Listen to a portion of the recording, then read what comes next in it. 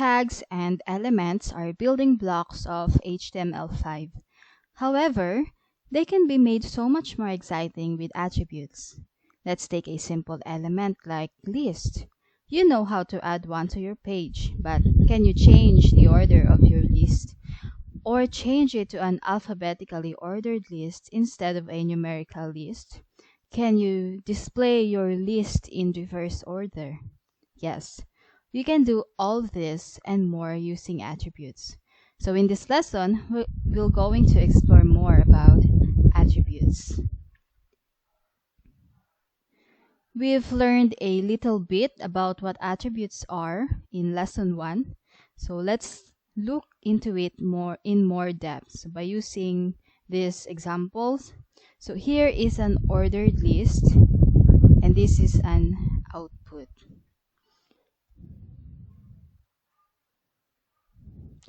If you want an ordered list to start with the number 5 instead of 1, as it does by default, let's code that like this. So remember that the OL tag is used for ordered list. And with ordered list, it uses numbers to do that.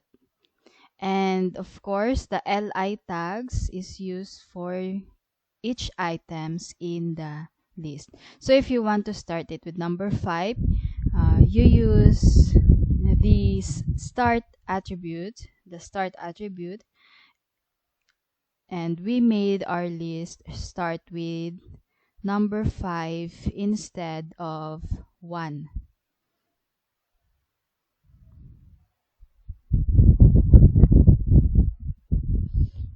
So like the start attribute, we have many useful attributes, and we will see that in these sections. And those attributes can affect your element. So attributes are a significant part of HTML, and tags and attributes make up the language.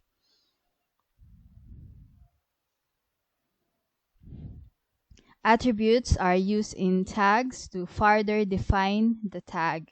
So it is used inside the opening tag. It is applied to and should be added after a space from the tag name. So for example, in OL tag, you use start attribute within this bracket.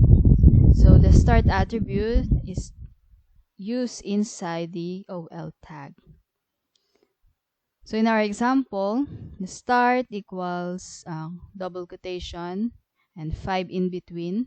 So that is the attribute name, that is start, equal sign, opening quote, attribute value, and closing quote. So that's how you use this kind the other attributes to your tags. Attributes are a name-value pair. So the name, that is start, and the value is any positive integer. So the only exception to the name-value pair is if the attribute is a Boolean attribute. So these attributes have only 2 types of values, either true or false.